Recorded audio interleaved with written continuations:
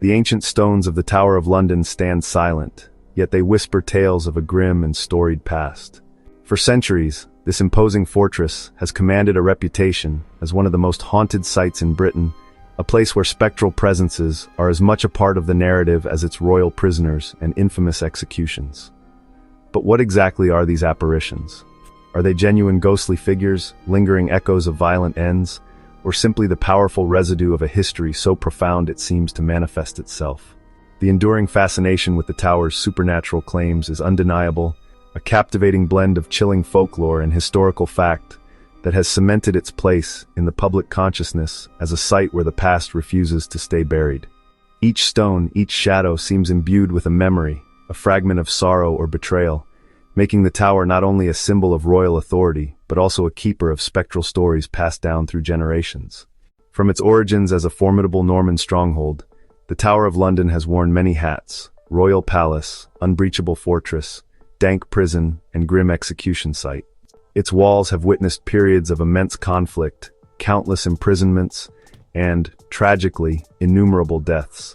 The sheer volume of human suffering and the magnitude of historical events that unfolded within its confines are almost unfathomable. Take, for instance, the many notable prisoners who met their end here, from hapless queens to rebellious nobles.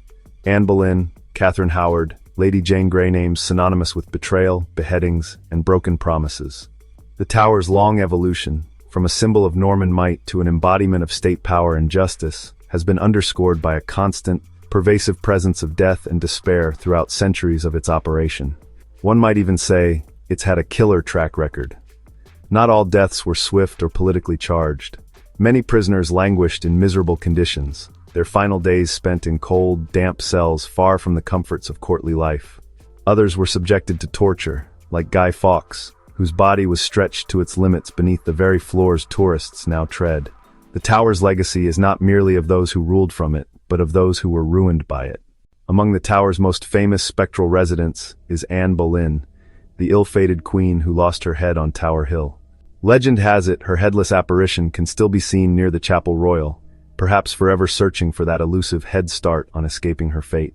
Reports even place her spirit walking the battlements, a regal figure even without her customary head. Then there are the princes in the tower, the enduring mystery of their disappearance forever contributing to the haunting narrative. Sightings describe two young boys in nightgowns, often holding hands, as if still seeking comfort in their tragic, unresolved fate. It's enough to make you want to tuck them back into bed, albeit a very historical and possibly chilly one. Lady Jane Grey, whose reign was famously brief, is another mournful presence. Reports speak of a pale figure seen near the Queen's house, her youth and innocence, adding a poignant layer to her tragic story. You almost expect her to ask for directions to the throne she barely sat on. Even older, less common, but still reported, are sightings attributed to Thomas Becket, whose historical connection dates back to the tower's early days. It just goes to show that some historical figures leave a longer-lasting impression than others literally. And let's not forget the White Lady, a lesser-known tale of a woman who appears and, rather uniquely, smells strongly of perfume. It seems even specters appreciate a good fragrance. Others describe her waving from a window, vanishing before she can be reached. Who she is remains unclear, but her presence is felt especially by those who smell her before they see her. Beyond these named individuals, general reports abound of disembodied voices, sudden cold spots, or an inexplicable feeling of unease. It appears the tower's spectral population is quite diverse, ensuring there's never a dull moment for the living or the, well, non-living. Now, let's explore some less dramatic, more down-to-earth explanations for these chilling encounters. The psychological impact of the tower's atmosphere and history on visitors is considerable. The power of suggestion and expectation is immense when you step into a place known for hauntings. Our minds are remarkably adept at interpreting ambiguous stimuli in a way that confirms pre-existing beliefs.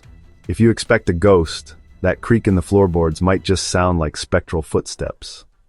Speaking of creaks, misinterpretations of natural phenomena are rife. Old buildings, especially those made of ancient stone, are veritable orchestras of groans and unusual acoustics.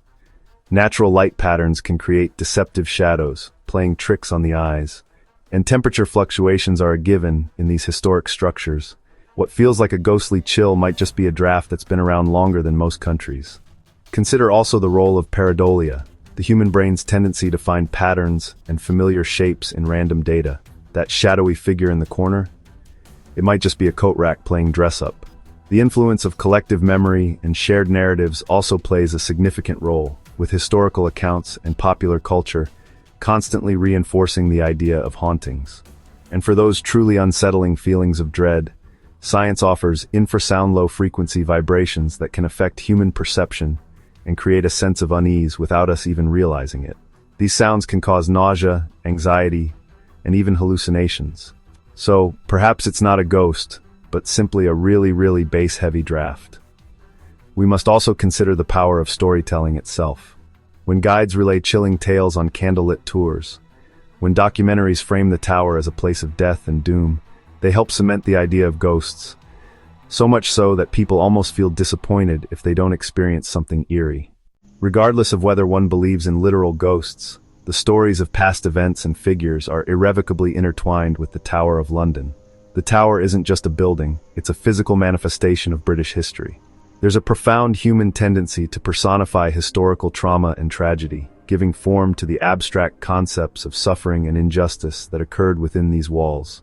The tower serves as a living museum of history, a place where the past doesn't just feel palpable, it feels present. The tangible connection to historical figures and events is undeniable. We can walk the same stones, gaze upon the same architecture, and in doing so, feel a unique connection to those who came before. These legends are not static, they are perpetuated and evolve over time, with oral traditions and written accounts continuously shaping the ghostly lore. The tower's role in national identity and its symbolic weight are immense. For many, it is a place of pride, awe, and reverence. Yet that respect is laced with dread.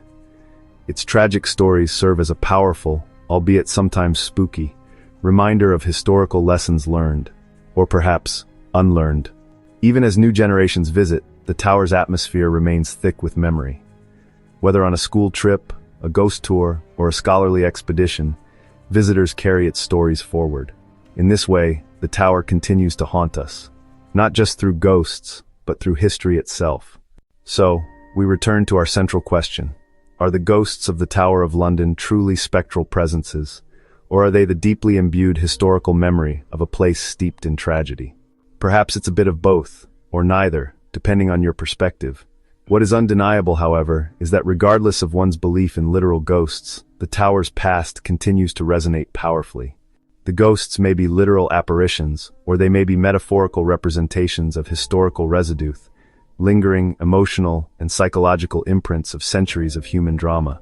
The Tower of London possesses a unique ability to evoke strong emotions and profound reflection on human history.